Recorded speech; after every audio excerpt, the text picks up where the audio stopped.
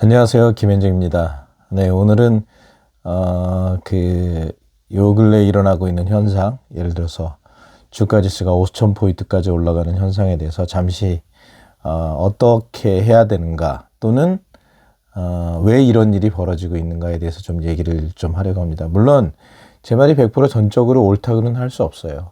그 정도 옳았으면 뭐 저도 이제 워렌 버핏 같은 전문가가 됐겠죠.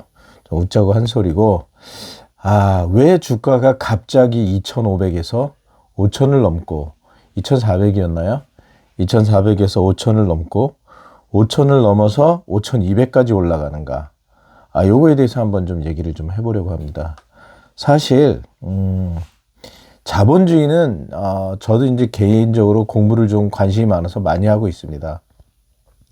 왜 모든 자산들이 올라가는 것일까? 왜 부동산은 올라가고 왜 금값이 올라가는 것일까? 이게 기본적인 거는 화폐 시스템의 그 근본이 있습니다. 뭐냐면 화폐는 여러분들은 잘 모르시지만 태생적으로 그 가치가 제로에 수렴하게 설계가 되어 있어요. 물론 원칙적으로 제로에 수렴하도록 설계되어 있다고 해도 통치권자가, 그러니까 대통령이라고 해야 될까요? 통치권자가 건전하게 유지를 하면 제로에 수렴하는 게 굉장히 오래 걸리거나 제로에 수렴하지 않을 수도 있습니다. 하지만 이 통화량을 늘리고 통화 가치를 하락하는 거는, 통화 가치가 하락하는 방향으로 이끌어가는 거는 통치권자들이 굉장히 하고 싶어하는 유혹 중에 하나입니다. 왜 그러냐면 통화 가치가 하락하고 화폐 가치가 하락한다는 얘기는 반대로 저금리를 동반해야 된다는 것과도 같이 일맥상통하는 말이에요. 금리를 낮추면 반대로 통화 가치가 하락하면 통화의 양이 늘어난다는 의미가 됩니다. 통화의 양이 늘어나면 그 물건이 굉장히 싸지기 때문에 그것이 금리를 높게 유지가 될 수가 없어요. 왜냐하면 흔하기 때문에 어떤 걸 빌려가거나 어떤 걸 사용하려고 할 때에 금리가 낮아질 수밖에 없습니다. 그러니까 통화량이 늘면 화폐 가치가 하락한다는 말이고, 통화량이 늘면 금리가 낮아진다라는 말과 거의 같이 다닌다고 생각을 하시면 됩니다. 이러한 경우에 우리가 통화량이 늘어나고 통화의 가치가 하락하고 금리가 내려가면 그 통화로 거래되는 물건들, 거의 반대에 엎여 있는 물건들, 뭐가 있겠죠? 예, 물가도 있고요. 물건, 먹는 것도 있고, 금도 있고, 집도 있고, 차도 있고, 굉장히 많습니다. 그러면 기본적으로 금 같은 경우에 가격은 계속 올라갈 수밖에 없어요. 그럼 자동차의 가격은 어떨까요? 자동차의 가격도 올라갑니다. 자, 그런데 자동차는 우리가 어떤 개혁을 통해서 굉장히 많이 생산을 늘릴 수 있죠. 그렇기 때문에 이런 것들은 올라가는 게 아니라 유지가 되거나 내려갈 수가 있습니다. 하지만 생산하기 힘든 것들, 만들기 힘든 것들, 그게 뭐죠? 예, 금입니다. 금 같은 경우엔 통화량이 늘어나고 가격이, 그 통화의 가치가 하락할수록 그 통화로 교환할 수 있는 금 가치는 더 많은 통화를 요구하게 됩니다. 이게 기본 메커니즘이에요. 그런데 이거는 자본주의에서 아주 그 고전적으로부터, 예로부터 아는 사람은 다 아는 기본 메커니즘입니다. 여러분 잘 아시면 전원주 씨가 돈이 생길 때마다 금을 샀다고 얘기를 했죠. 금을 사실 왜요? 왜 살까요? 금은 그 가격이 올라가는 물건이 아닙니다. 금은 말 그대로 변하지 않는 가격이거든요. 만약에 금이 없어졌다, 그러면 금이 덜 흔해지기 때문에 가격이 더 오르겠죠. 반대로 금광이 발견돼서 금을 막 캐냈다, 그럼 금 가치가 오히려 양이 많아지니까 하락하는 형태입니다. 이것이 수요와 공급의 기본 법칙이기도 하고, 통화량이 늘어나면 금리가 내려가고 통화의 가치가 하락하는 기본 메커니즘입니다. 왜 이런 얘기를 하느냐? 우리가 종합주가지수가 2,400이었을 때 갑자기 5,200까지 올라왔죠. 경기가 그렇게 좋아졌나요? 그렇진 않아요. 우리 내수 경기가 굉장히 안 좋다고 여러분들은 여러 경제 지표에서 얘기하는 걸 들었을 겁니다. 왜 내수가 안 좋죠? 총 인구가 줄기 시작했어요. 벌써 5년 지났습니다. 대략 자연 인구는 80만 명 가까이 감소했어요. 5,180만에서 5,100만 정도까지 지금 내려간 상태입니다. 이것이 멈춘다고요? 절대 멈추지 않습니다. 왜냐? 사람들은 인식했거든요.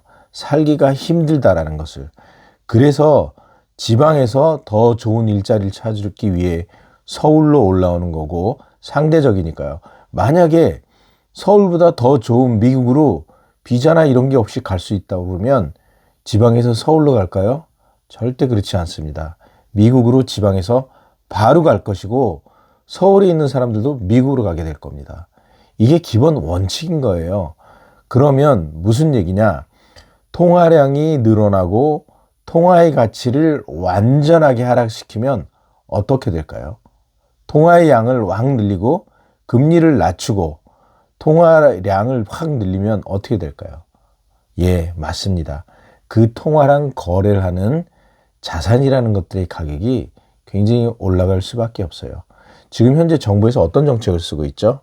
예, 맞습니다. 부동산으로 들어가는 돈을 빼내자.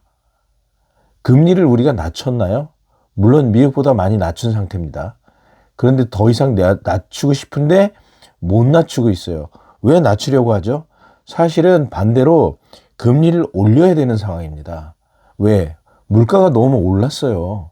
여러분들 잘 아시잖아요.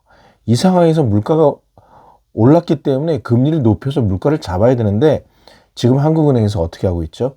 예, 금리를 내리고 싶어서 발버둥을 치고 있습니다.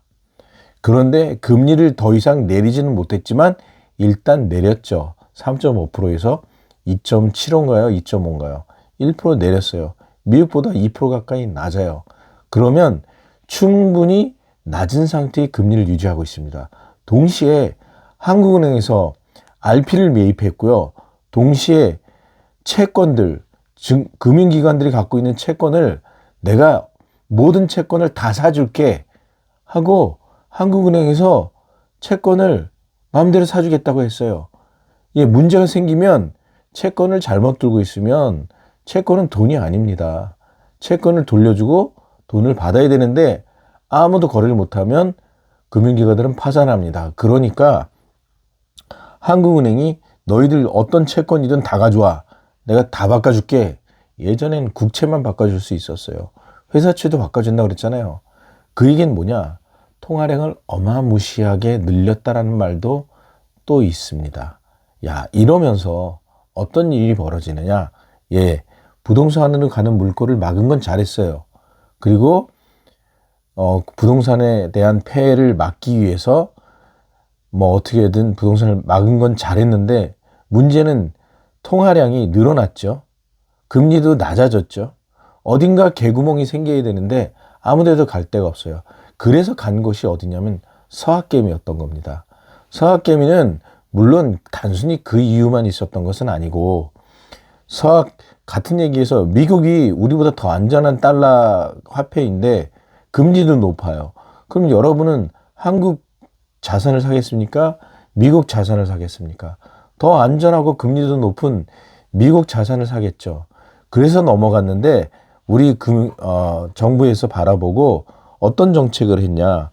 아, 그러면 일로 돌아와라. 한국 증권 올려줄게. 라고 된 거예요. 통화량은 늘었죠. 금리는 낮췄죠. 그리고 그 선발대를 누구를 세웠냐?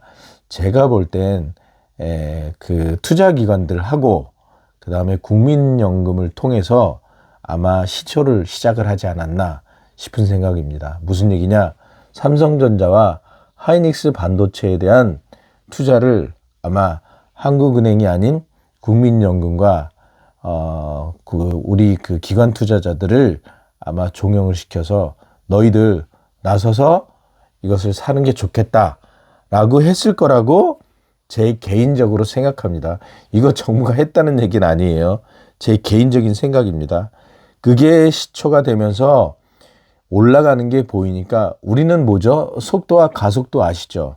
속도는 그냥 가지만 가속도는 가만히 있다가 무언가 속도가 붙으면 더 많은 사람이 따라 붙는 현상을 나타나게 됩니다.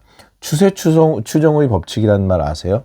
어떤 추세가 형성이 되면 그 추세로 계속 가려고 하는 그 힘이 작용을 합니다. 그래서 제가 볼 때는 늘어난 통화량과 저금리와 정부 주도와 기관 주도의 국민연금을 통한 국내 주식 키우기가 아마 범정부적으로 시작이 돼서 이런 현상이 나타나지 않았나, 저는 그렇게 생각을 하고 있고요. 이거는 그러면 앞으로 계속 이럴 것인가? 제가 한번 생각을 해볼게요. 만약에 정부가 주도적으로 이 기준을 갖고 움직였다 그러면 끝까지 갈까요? 그렇진 않을 거예요. 어느 수준에서 멈출 거라고 생각합니다. 그게 어느 수준이죠? 정부가 저번에 얘기를 했죠. 5,000포인트까지 간다. 저는 그러면 5,500, 6,000 안에서 아마 이 성장이 멈추지 않을까 하고 생각을 한번 해봅니다. 따라서 지금은 어느 정도 과열 구간에 들어와 있다고 생각하고요. 정부도 이 정도 선에서 멈춰도 개인들이든 기관이든 부동산에 들어간 돈을 주식 쪽으로 빼지 않을까라는 판단을 하지 않을까 하는 생각을 한번 추론적으로 해봤습니다. 네, 이상입니다. 예, 김현정이었습니다. 감사합니다.